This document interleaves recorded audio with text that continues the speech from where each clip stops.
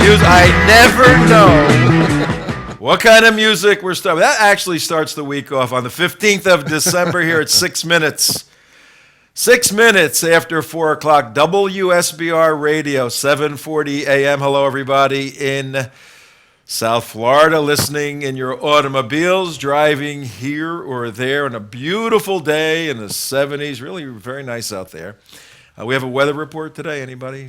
Do we do weather on this show? It's nice. So. It's nice out, It's man. nice, man. It's Florida. What do you expect? It's not cold. Not cold. Not cold. But Tom Trento, your host today, Enemies of the State. Name of the show. We have Jay Mark on the main controls over there. Damon, you with us? I am here. Okay. What do we got for the folks today? What do you got lined up? Oh, man, we got all sorts of stuff lined up today, Tom. We have in Israel, we had a very special anniversary of a certain terrorist group, Hamas. Celebrated their 27th anniversary. Happy anniversary to Hamas. And Way to go. It was a pretty big party. Quite a bit went on. Yeah.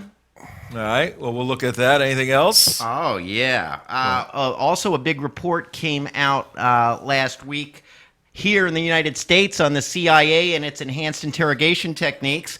Well, the Brits had a little something come out also, and we're going to call that the new improved gentlemanly approach to interrogation. Oh, that's good, because we need some more of that. I'm looking forward to that. We can't, Absolutely. Yeah, that's right. Good. that And then in Kabul, Afghanistan, there's a kind of a sad but symbolic story. And here's the headline.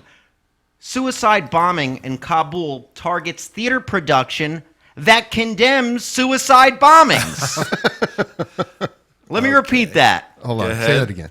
Suicide bombing in Kabul targets theater production that condemns suicide bombings. Okay. So it's that makes sense. Life imitating art or art imitating life. We're trying to figure out the Islamic Jihad mind. One of the two. And then obviously everyone has seen this morning, either before you went to bed last night or this morning, what went on over in Sydney, Australia. And apparently the fine Muslim gentleman that took at least 15 people hostages was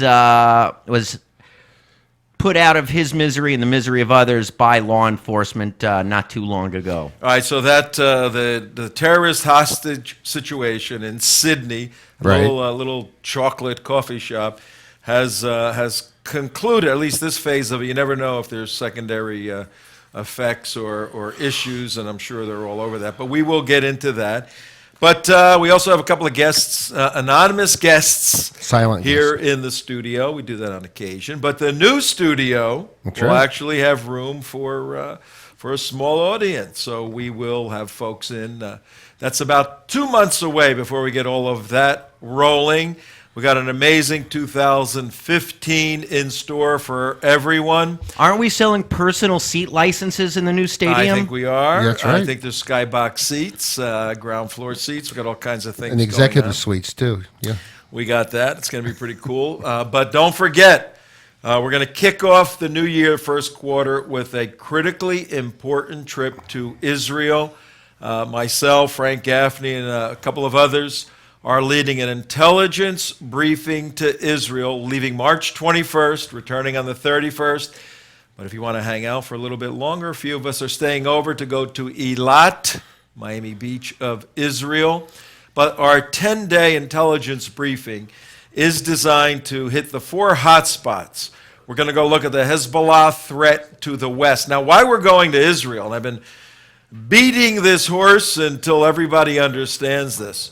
The United States' #1 national security partner, bar any other of the 200 countries, is Israel. Yes. Particularly as we face the Islamic Jihad threat right before us.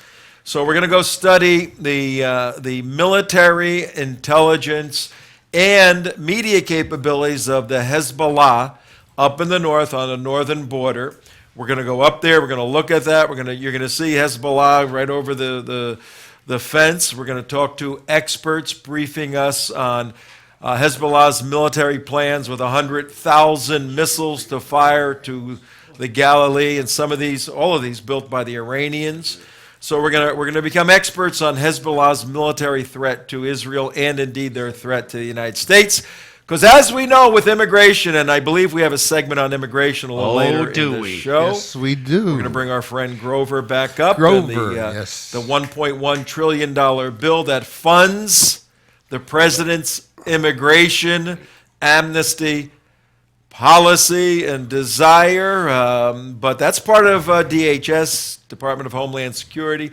So there may be a way to interfere with that. Not if Grover Norquist is concerned, because he wants more than even Obama wants. He thinks Obama has not gone far enough. I know. I mean, and you wonder why the Republicans are caved. Go ahead. So we're going to see Hezbollah, and Hezbollah, as we know, is coming in the southern border through Mexico. Cells are already set up. We know that here in the United States. So you got to understand the Hezbollah, the army of God, in order to understand national security. We're also going a little further to the east, to the Golan. When you stand in the Golan Heights and look down into Israel proper, and then you hear Obama and others on the left say, oh, the Golan have to go back to Syria, which doesn't even exist anymore, Syria. In order for there to be peace in the Islamic world, you're going to go, what the hell is going on here? Are these people out of their mind? You need to understand and feel the geography in order to understand the importance of equipping Americans to be secure at home. From there, we're going to go down to the Hamas. Our first story today, to the Hamas. Right. And we're going to be briefed at a couple of kibbutzes. We're going to go into the war room at Eshkol to see how 14 kibbutzes, 14,000 people, have gathered together to protect themselves against the southern threat coming from the west. And then we're going to go to Jerusalem. And Jerusalem's a divided city right now. The eastern side is controlled. The Israelis control everything, but it's mostly the Islamic Jihad side. And we're going to look at the threats there that are occurring, sadly, on a regular basis. The trip is safe. We don't want to scare anybody analyzing and learning about the threats.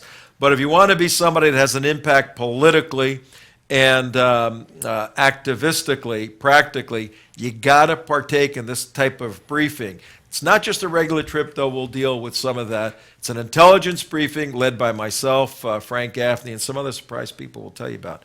The 21st of March to the 31st, contact me, and we'll give you all the information on that. So, how were you guys? How was your weekend? Can't complain. Damn other Dolphins. Than the Dolphins stink. Dolphins stink. Who cares? They're not even in the playoffs. I can't even. Geez, oh man, can't even beat the Jets or anybody. Had the They're Fort terrible. Lauderdale Winterfest boat parade on Saturday. It was Yeah, very nice. we were- Lovely weather, nice boats. I was there. That was very nice. Yes, it was. Thanks to the host. We won't mention any host or anybody. Don't want them to get. No. We don't want them to get the same love emails that you get. Yeah, that That's we right. get. Those love They don't emails, need right? that. But it was a very nice time, and we saw some of our good friends there. So you hung lights? Not me. They hung I was lights. talking to Damon. Oh. Did you hang lights Did up? I hang lights? Yeah, I thought you hung some. I lights. did not hang lights. The lights were hung at the boat festival thing. Oh, okay. The lights were hung. Nobody hung any lights around here? Jeez, oh man, you know. bunch of bah humbug Scrooges, man. We got too much stuff. What to do. am I gonna hang lights for? I'm a Jew. Imam Abdul, did you hang Christmas lights? Please, we do not hang lights. That is not. What do you guys do? What do you guys Imam? do? Yeah, what do you guys do? We just talk about how much we hate you Christians, and we a little bit of envy because it looks that you're having fun, and as you know, fun is outlawed in Islam. Mark, why don't you invite Imam Abdullah over to your place for Well, Christmas? yeah, I'm Win Unitarian, him so over, there you go. Win Yeah, him there you to go. the west. There you go.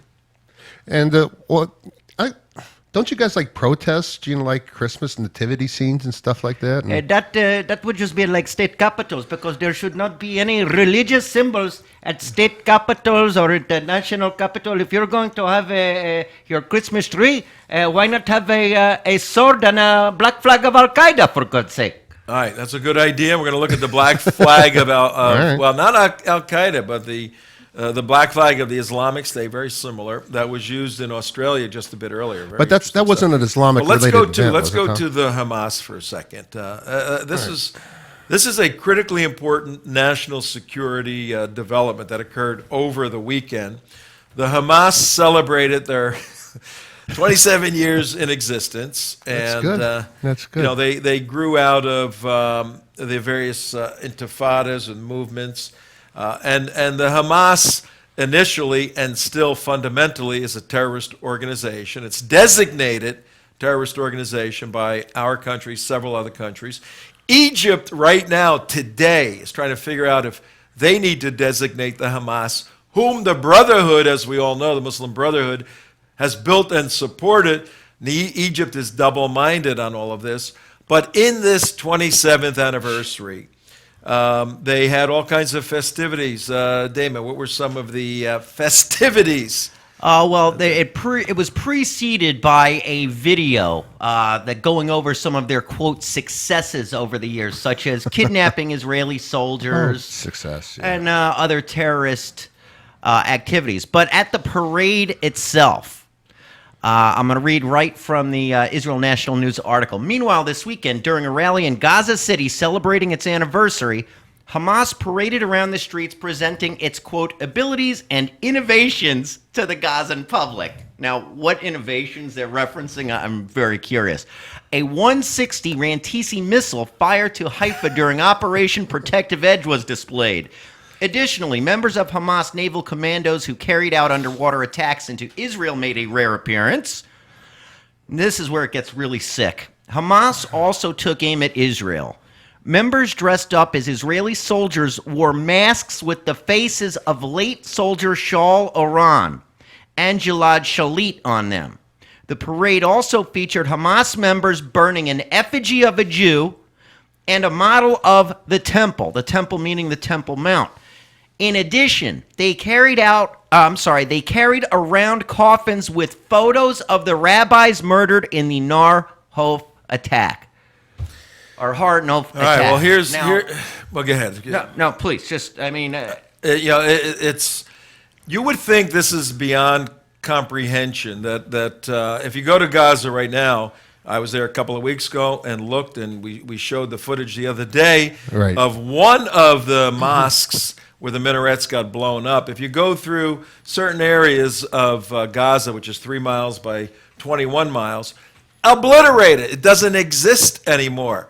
You would think that sent a message to the Hamas that maybe they ought to play things down a little bit, tone it down a little bit. But it's interesting.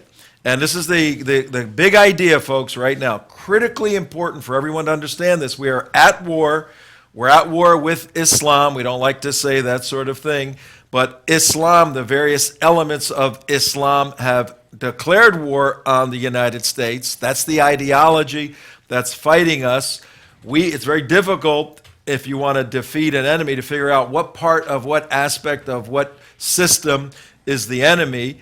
Islamic Jihad is the enemy. Do we hate Muslims? No, of course not. Are all Muslims involved? No, of course not. Sufficient number are involved to wreak havoc in the West, as we're seeing in Australia today. But you would think after the beating the Hamas took at Operation Protective Edge, they would move more toward the political side of solving the problem. Just the opposite, simply because the Islamic State, whom the Hamas wants to join with, is the winning game in town. The Islamic State syndrome, we've spoken quite a bit here about the winning team drawing the young jihadis to them from all over the world. This dynamic is occurring, as we've seen.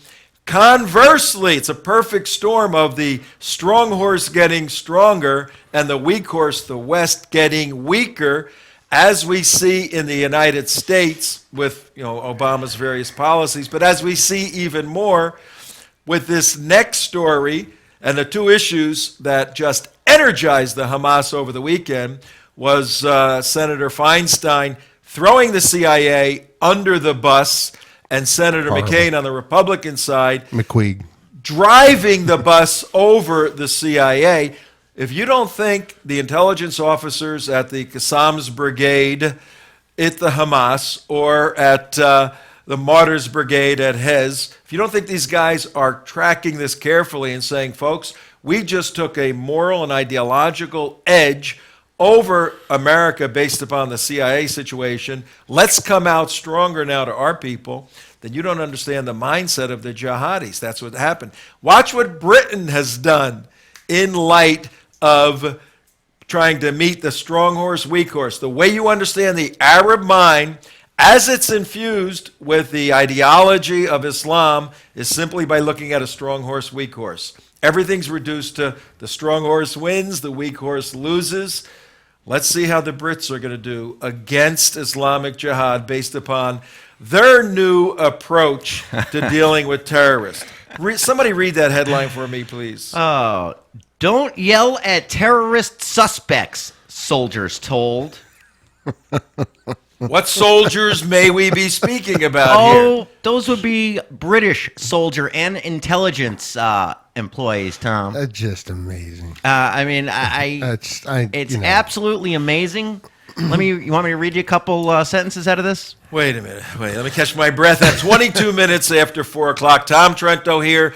You're on the radio, WSBR AM 740 on your dial. We're not over on the side where you have to do 4 numbers, folks. We're at the easy side, 740. Plug that in. Make it the first one on your automobile dials. Do you still push buttons to get it? I guess you do. And for those of you... do. You do, Schmucky, I know. And for those of you carrying a radio around, 740 AM, 4 o'clock every day, if you don't have an AM radio, if you only have a smartphone, go to iHeartRadio, iHeartRadio.com, put in WSBR Sunny Boca Raton Radio 740 AM Boca Raton, Florida. Will pop right up. Click it in, make it a favorite. You can listen worldwide wherever you have an internet signal. You can listen to our show. Be sure to go home and watch the show, or if you're at your office now, don't worry about your boss. No big deal. Go to theunitedwest.org. Put it up. Put your earpiece in. Make the window small, whatever. You can watch just the put show. it on your iPhone, iHeartRadio. You can do it that way. And it's a television show. We produced the show with a lot of B-roll, a lot of interesting graphics. So if you listen to it, you want to learn more, go back and watch. If you want to go to the archives, we have about 2,000 hours of footage. If you want to go there, go to youtube.com/name of our organization. Or just click on the button I created last night on the webpage. You can do that. Go to the website and all of that. And tell your friends, thank you all for the cards and letters. We will answer you. It just takes time to do that. But yeah, my mind is boggled. Can I ask a question? Yeah. Would it be a fair comparison to say that terrorists are similar to like Nazis in World War II? I mean, is that an out-of-the-box comparison? A true Islamic jihadi terrorist has the same sort of fatalistic viewpoint. Sure, absolutely. Right. Yeah. Hatred of Jews and the whole 9 yards, right? Yes. Yeah, supremacist view of, they... Now, picture this, okay, World War II, capture a Nazi on the battlefield, bring him over to the interrogator's room, World War II, General Patton comes running down there and says, "Don't yell at the Nazi." Don't yell at the Nazi. Isn't that the same thing as what's happening here? That's why I had to take a little break to tell everybody what we're doing here at Enemies of the State. Tom Trento, your host. It's incomprehensible that at the edge of history, where vicious brutality and destruction of the enemy is the call of the moment. And vicious brutality doesn't mean you become an animal. It simply means you meet a level of force with a superior level of force, where that vicious brutality is the element of force required to defeat this enemy that only understands theologically that concept. Just the opposite is happening in the Western world. It seems the more brutal the enemy becomes, the more sensitive to the brutality of the enemy the West has to become, as articulated by the Brits now that have gone through lawsuits and said, we've got to treat these guys nicely. What do they have to start? It's not just the yelling, though. There's more. There's more. Read Oh, it. There's really? more. British soldiers have lost their capability to interrogate terrorist insurgents because of strict new rules on questioning that even ban shouting in captives' ears, military chiefs have warned. The rules, detailed in court papers obtained by the Telegraph, also prevent military intelligence officers from banging their fists on tables or walls, or using, quote, insulting words when interrogating a It suspect. doesn't. What's an It says that. You guys are goofing with No, me. I'm sitting there reading it. I'm watching it here. I'll show it to you on the screen. You don't believe me here. I know you think we're Now- lying to you. Now, an intelligence officer. Here it is. There it is. All right, let's dig this. We're gonna go to the Aussie situation in a moment, and the guy's dead. But let's say they caught the guy, they grabbed him, and he said they had 4 bombs planted, 2 inside, 2 outside. Is what he said. Okay. They snatched him. Let's say they grabbed him, and who the heck knows, when those bombs are going to go off. If he's put down, if the Brits were there, you're saying when they investigate or interview him to find out where the bombs are somewhere in Sydney and when they're going to blow up, they're not allowed to bang on the table Right. or yell in his ear. And this Or shout insulting words. Do not insult them. Like, for instance, don't you dare say anything about Muhammad. And this is the exact same thing we were saying the other day. Once you start removing all these, rules of interrogation and everything, the only other option to do is to kill the person, which is okay. Yeah, it's okay to kill the guy, like the Aussies just did. Right. They killed the guy, but to bring him in and get intelligence so you can figure out where he came from and all that, you can't do that. You can't hurt his feelings, but you can put a bullet in his head. this thing. Come on, You know, what crazy world we live in? Well, here's the sad part. We know the hard left in the United States, the Democrat Party, simply because they're more concerned about immediate personal gratification as opposed to personal sacrifice. Those are philosophical axioms from both sides of the aisle. The typical Republican is looking to sacrifice and to produce and help others and do, and the typical leftist simply wants to take out of the system. Therefore, war and all of that gets in the way of the ultimate objective. We understand that. But now we have classic conservatives like John McCain, Senator McCain, crossing this line and putting it in the context of, I was tortured at one point and people feel sorry for it. This is not how you analyze or address this sort of global war we are in right now. So we're going to need, in this new Congress, can I do this? Can I hit my own table? Tom, that's insulting. Can I That's do that? Imam Abdullah. Can he do that? Is it okay? Not in front of me, you cannot. I will get my lawyers instantly. I'm sorry. I will raise my voice. At least there are some sane people left over there. Not a lot, because this guy is retired.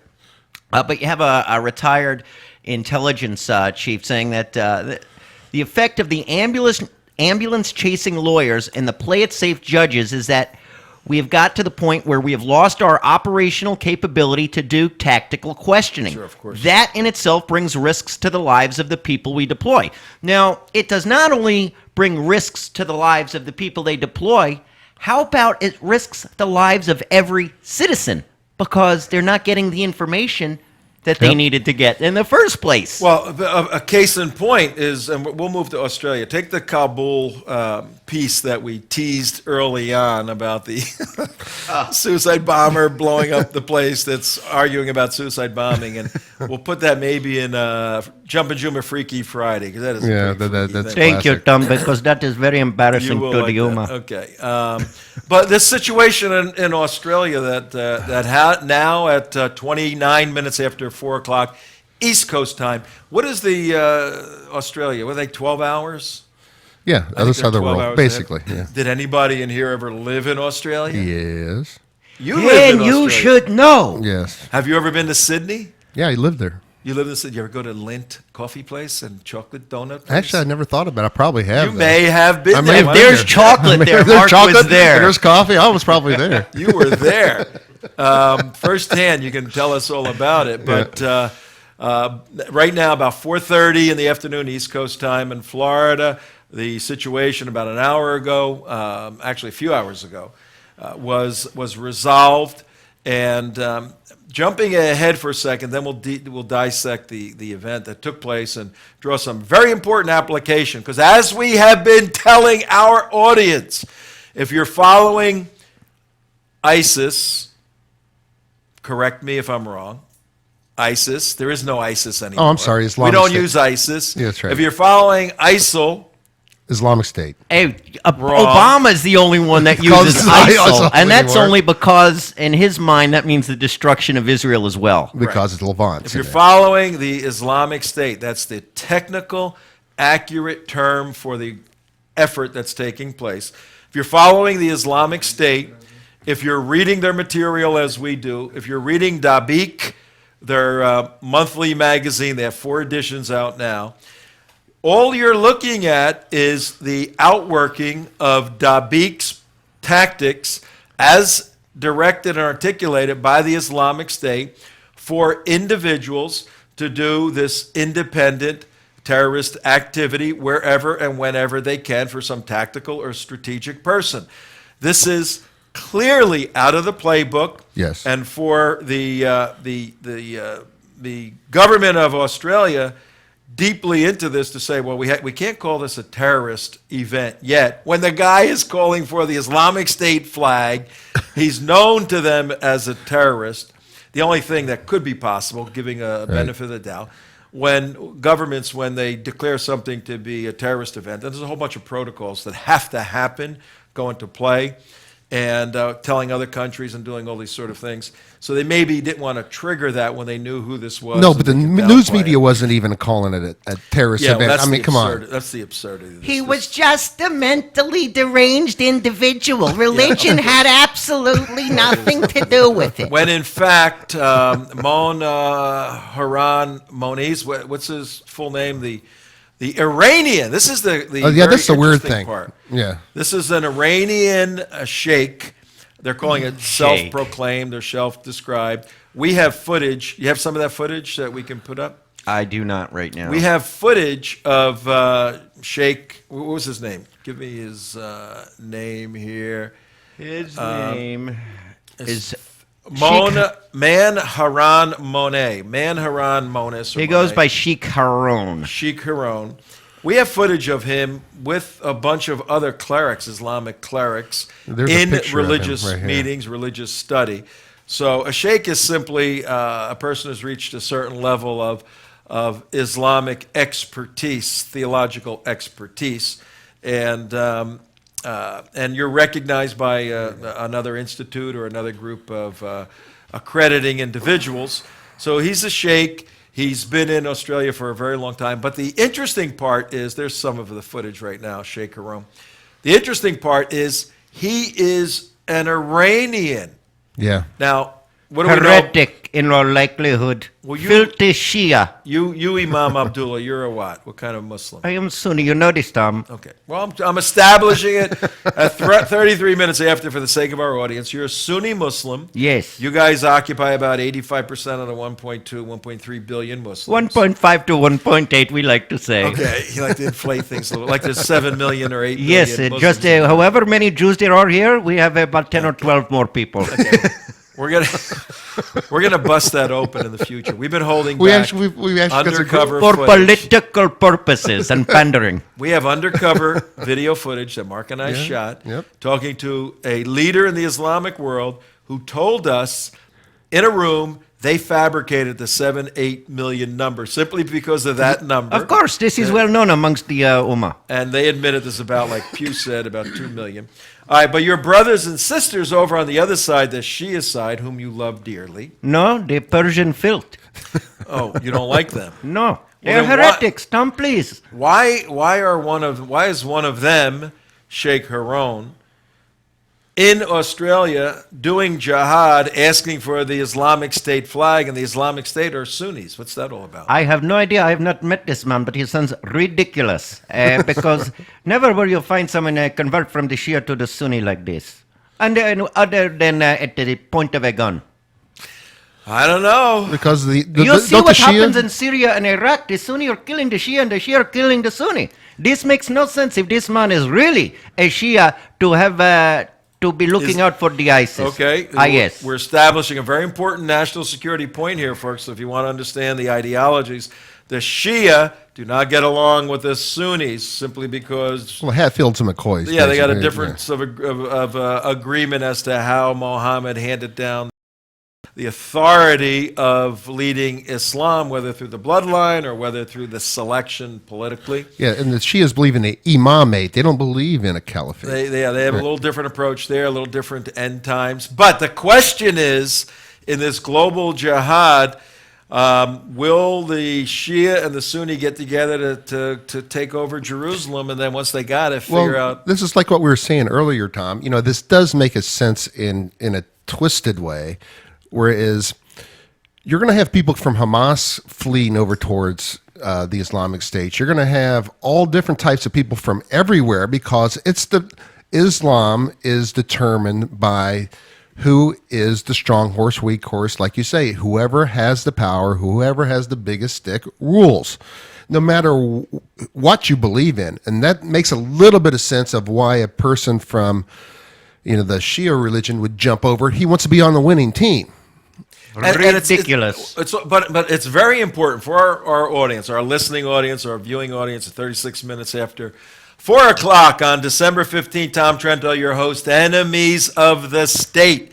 We run The United West, a nonprofit counterterrorism educational organization dedicated to defending the Constitution, to defending the State of Israel, to defeating Islamic Jihad, to defeating President Obama's neo-Marxist, anti-colonial positions and policies that have decimated the United States military, that have decimated our economy, and we have to repair now our 2-year Israel security project, repair the damage he has done to our number one national security partner so that we all have a better chance of defeating Islamic Jihad, getting in pro-American, pro-Israel, pro-West elected officials 693 days from today.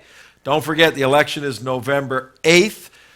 Wait a minute. I thought it's the first Tuesday of November. No, it's the last Tuesday for Democrats. It's the first. That's right. It's the last Tuesday in November for all you Democrats. Yeah, it's the last Tuesday of October for Democrats. Ironically, in 2016, it's the second Tuesday is Election Day. Yeah, they jumped. That's something to do with the weekend and all of that. But if you're counting, as we are, we're counting down to Armageddon election. It's 693 days from today. We're going to raise an army of national security folks to work with the State of Israel, folks over there, folks here, to support the militaries on both sides. In fact, to argue for more involvement of both militaries in both countries. That'll make the Sunnis and Shias. Are you ready for Hillary? Yeah. I don't think Hillary's going to be there, but that's just I don't know. Elizabeth Warren's looking good. In any event, at 38 minutes after, the point is, in the spectrum of Islamic theology and Islamic commitment, you have people that are dyed-in-the-wool theological adherents of each position. Then you have more that are more politically oriented. And if there can be a political cohesive agreement between folks that may not have in the Shia or Sunni side deep theologic roots, but more political objectives, and the goal could be the destruction of Jews and Christians, then you will see this bizarre joining together simply because the theological roots aren't as deep. The political roots are deeper, and they know if they join resources, they are a force multiplier to defeat the West. Then they can figure out who the hell's going to be in charge once they own the territory. So we're going to be seeing more of this in the days ahead. That's very much what 9/11 was, as Claire Lopez has pointed out, and in court had Iran working with Al-Qaeda. Yep. Right. So Ought not the be, but it home was. of Shia Islam working with the absolute interpretation of Sunni Salafist Islam, working together against the West. That was 9/11.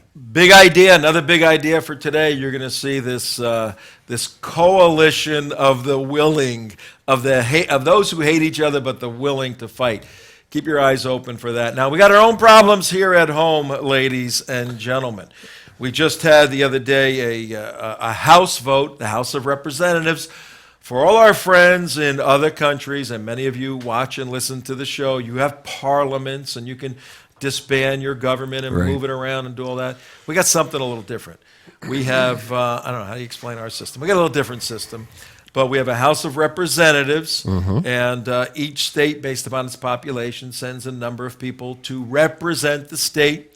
And these are the citizen legislators that are supposed to be in there and fighting for what's right and then come back home. But once you get to Washington and you get a good table at Old Ebbitt's Grill, you don't want to come home anymore. You want to stay there. and You do need that, a lobbyist. do that thing. Yeah. Then on the other side, we got the Senate. These are the sort of wiser folks, a little more experienced to kind of temper the hot-blooded representatives. That's our system.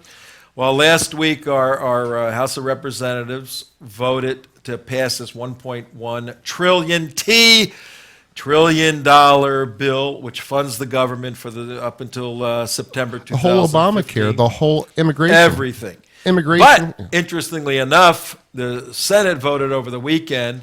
We have a Republican-controlled House. We have a Democrat-controlled Senate. They voted to approve it. Now it goes to the president's desk. And you heard it first. He's going to veto the bill, the president. Yeah, right. Yeah, right. He's lobbying for the bill. That's the joke. That's today's joke. Okay. But ironically, the funding of this bill only funds the Department of Homeland Security until February 27th. Takbir! This is very interesting because many conservatives have a problem with parts of the funding of a lot, Obamacare, all that. But in particular with President Obama's efforts to grant amnesty to when he says 5, it's going to be 10 million illegal people who are here illegally.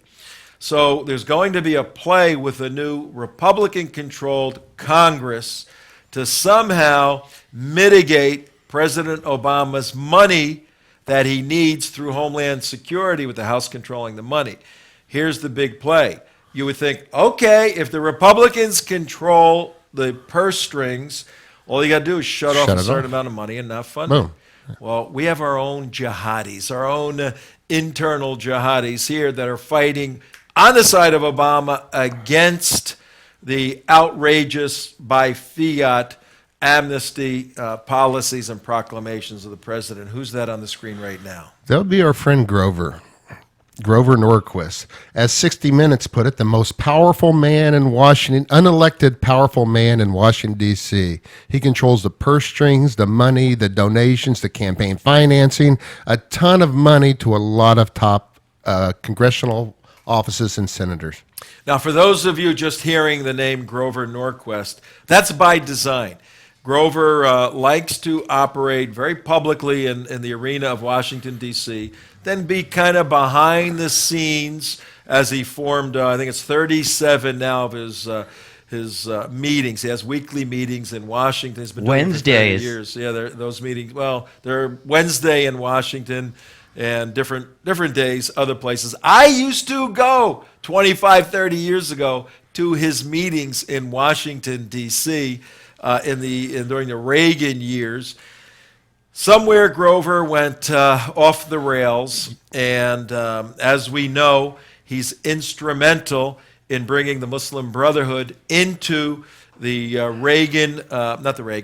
the Bush White House, and in a very big way, particularly in 9/11. He's married to a Palestinian woman, and when he's asked what his faith is, as we have asked them, he won't answer those sort of things. And No the soup word for is you. He's converted to Islam. We And don't know that for a fact. And his deep connections with this man. He's got very, very deep connections with Suhail Khan, and we have pinched Suhail on a number of occasions in terms of exposing him and his lying straight out about the Muslim Brotherhood in the United States. In one of our operations at CPAC a couple of years ago, I was videotaping. Mark got up and asked Suhail Khan, is there a Muslim Brotherhood in the United States of America? He denied it when, in fact, his mother and father started it.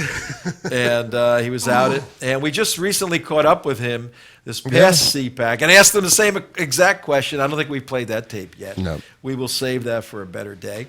But in any event, Grover Norquist is extremely interested in amnesty for these illegals, and even more than that. Now, Mark, pray tell, why would Grover, a serious anti-tax conservative, Americans for Tax Reform, ATR, why would he want amnesty for illegals. That doesn't make sense. Well, actually, Tom, you said it best back in a few months ago in your series, The Wizard of K Street. K Street being the Right. street of all the lobbyists, the wizard being Grover. Right. We did a 10-part series on that. Would we have some of that Yeah, racked up? I'll for play some of our that folks? footage. Here, Go ahead, why here, don't you rock play and roll? clip one here, and we'll go See from what there. it says. Okay. Check this out. To understand exactly how Grover has reached out and touched you, let's take a trip down memory lane. The 90s, the 1990s, the Commonwealth of the Northern Mariana Islands, a Pacific Ocean tropical paradise. In fact, Guinness states that the islands have the world's record for the most consistent temperature, 80.6 degrees Fahrenheit. That is a perfect place to walk the beaches, to scuba dive, to play tennis, to play golf, and an absolutely perfect place to run a Chinese sweatshop for the U.S. garment industry that makes millions and millions of dollars. See, the Marianas are a U.S. Commonwealth. And back in the 90s, they were loosely bound by U.S. immigration laws, which were designed to protect the U.S. workers from a flood of cheap foreign labor, which would drive down wages and drive down available jobs. Second, Marianas were also loosely bound by U.S. labor laws. These laws were designed to protect workers from unscrupulous businessmen and politicians. And third, this is really crazy, if you have a product made in the Commonwealth, you can have it say, made in the USA. This means if you're a company who has a desire to have your clothing made in America, but you're not really in America, and you're a politician or a businessman in a Commonwealth, and you want to bypass U.S. immigration law to provide cheap labor for the company who wants their label to read made in the USA, then all you need, folks, is a K Street lobbyist and a bag full of money to make sure that U.S. immigration and U.S. labor laws are not followed, or at least they're circumnavigated. So who do you hire? How do you get that done? Well, it's simple. You hire the rootin' tootin' gunslinging lobbying team of Jack Abramoff and Grover Norquist. And that's exactly what happened back in the 90s.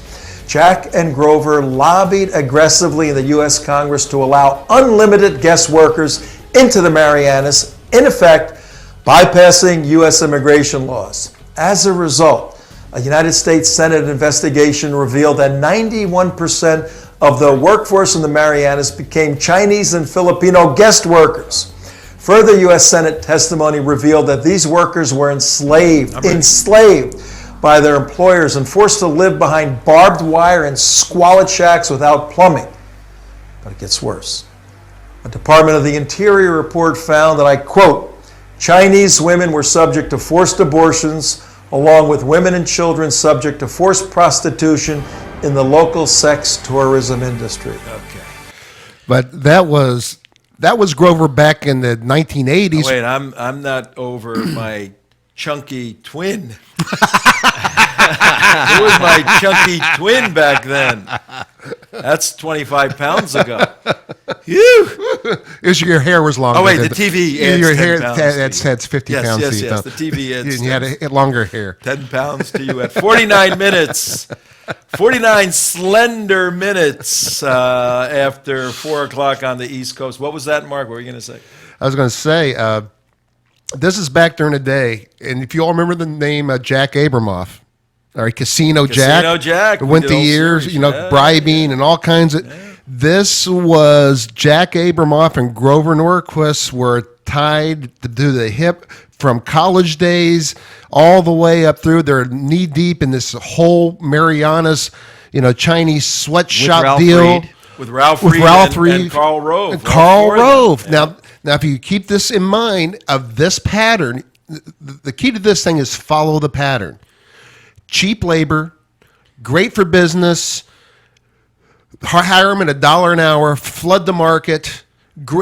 Companies will pay you massive amounts of money to keep their labor costs at zero. Companies will pay you, the lobbying Right. team, massive amounts of money Exactly. to put all of this in place. So To bypass immigration law.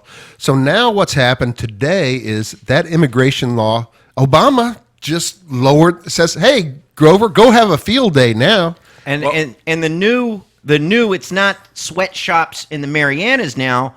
What a lot of these new visas for are what's called the H-1B visas, and it's the tech industry. It's the Microsoft. We have a clip it for that. Yeah. Okay. Well, not yet. It's the tech industry, and it's allowing all these guest workers to come in that are just overwhelming the system. There are more guest workers coming in there than there are going to be jobs, period. Well, and the guest worker comes in for a short term, and they come in at lower wages, and all these gigantic tech companies, Apple and Microsoft and all that, are totally behind this thing because they cut their labor rates tremendously. Yeah, and our clip explains all that.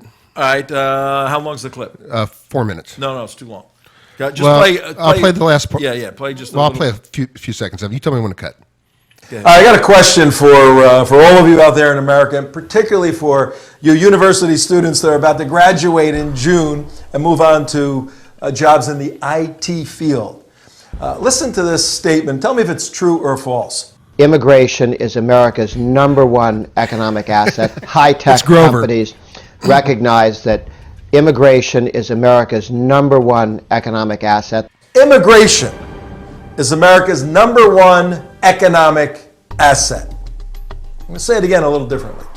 Immigration is the #1 economic asset for the United States of America. Well, hold on. Forget about everything else that we do in America. We forget about the fact that we can feed the whole world, but immigration is the #1 economic asset for the United States of America. True or false? Don't even answer that stupid question. That is what the focus of our Wizard of K Street series, our focus, Grover Norquist, that statements he made to Newsmax and other news organizations. You say some really good He truly stuff here, believes, I don't know if he really believes it, but he presents himself as believing it. You never know what Grover's doing when he's making statements, whether it's something he believes or he's scamming for his lobbying bank account. That's why we're here with this micro-series to unravel some of this. For you IT people graduating, do you realize 66% of available IT jobs are filled by guest workers from typically third world countries, many of which are Islamic countries that don't even care anything about the United States? The money goes back. Grover lobbying aggressively right now on Capitol Hill. Right here. Even with a gang of 8. In 2014, wants to increase the number of available H-1B visas, that special visa that brings in guest workers. He wants to raise the number of visas to 110%, according to a PBS study, 110% of available IT jobs. Have fun, university students, trying to go out and compete against somebody who'll take the job for half of what it should go for and half of what you would take it for. Well, our job is to unravel some of this this scam being taking place in the United States by Grover Norquist, led by him. The guy annoys me. That Fat Tom? Fat Tom annoys me. No, it looks good. Fluffy Tom. Fluffy Tom, yeah. It's 53 minutes after 4 o'clock. Just got a few minutes left, but this is very important, folks. Today, a Manic Monday, we got Australia Jihad, and we got Jihad, economic jihad, in Washington, D.C., and we're going to lay out the battle that's going to be taking place. Everybody's going to go home. The Hanukkah starts tomorrow and Christmas and all of this, and nobody's going to be thinking about this except one person. Grover Norquist is going to be thinking about this because he sees this as his time to strike. I made some. I laid out a little syllogism here. Listen to this. It's really a perfect storm for Grover. It really is. President Obama illegally by fiat. And many great legal experts say it was illegal what he did with the executive order, just granting this movement, we'll call it, on immigration. And we argued, and if you've watched the show or listened, we said there's always a philosophical and political battle between Rex Lex and Lex Rex, and it's supposed to be in America, Lex, the law is king, and Rex, the king, is under the law. President Obama switched that. He is Rex, the king, and Lex is under him. That's why, with a stroke of the pen, he's changed the immigration policy in the United States of America. Point one. Point two, Grover, brilliant tactician that he is. And why he's so dangerous is because He helps keep people in office. If you want to be in office in Washington, D.C., you hook up with Grover. He can direct the money to you if you do the lobbying that he needs to get done at the right point to get you reelected. That's the Wizard of K Street series that we worked on. Behind you. So Grover right now says, oh my God, the president, independently by fiat changed the law and violated it. We must do something. So he feigns this constitutional shock, all the time knowing that a tactical window has opened through which he can crawl. It's perfect. Crawl. I mean, with so many crawling I know. metaphors here, through which he can crawl, where he says, we can't allow the president to do that. We have to fix immigration. And if we wise Republicans fix it legislatively to supersede the president's executive order, now we win on two levels. We beat him, we beat the Democrats, we do it the right way, and we have a fair and profound immigration policy. He's an extremely effective and competent communicator. This is his pitch right now. We know him and we expose him. So now we say what he's really trying to do. And he says in this Breitbart article, he says, it's time to reform our immigration laws step by step in one comprehensive package. Mr. Obama and the Democrats in Congress have a problem. They wasted 2009 and 10 with the supermajorities. Now it's time for the Republicans to step up. And he says, we've got to deal with the border issue. So he has Representative Mike McCall from Texas putting together some border legislation, border control. And Grover always says this. You asked them a question, Mark, at CPAC in a meeting, and you asked them about the border issue, and Right. you go, oh yeah, the borders. We got to secure the borders first. Always, it's a bone he throws to the Tea Party and to everybody else. Secure the borders. He couldn't care less No, he if the couldn't. borders were secured. Then he goes on to say, we need economic immigration reform. That's the issue. And you heard him say on Newsmax that immigration is the number one economic issue for Americans. It's when he says the number one economic issue for Americans, he means for him as an American in his bank No, account. economic asset. Assets, yeah, immigration is an asset. That's what he means, folks. And there he is right there with the gang of 8. And right there in the back between our friend Marco Rubio and Chuck D. Senator, Schumer. Yeah, the two senators, New York and Florida, number 2 and number 3, number 4 states right now in terms of population. So keep your eyes open. It's going to be difficult, but we have folks in Washington who will smoke this stuff out for Grover manipulating, particularly the newly elected, very Boehner, too. Boehner may be too far gone on this, Yep. but the new legislators to move to some sort of Republican package that grants amnesty for this $5 million and more, with a couple of bones thrown in there. That's the battle you're going to see within the Republican Party. We're coming at this not only from a constitutional perspective in terms of the law, not only from a moral perspective in terms of the folks who waited in line so long get beat by the people that cheated. That's absurd.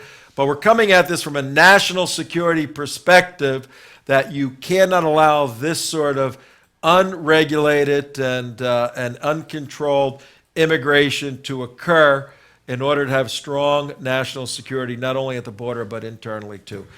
A lot of stuff today. We thank you for joining the show. We look forward to my ear.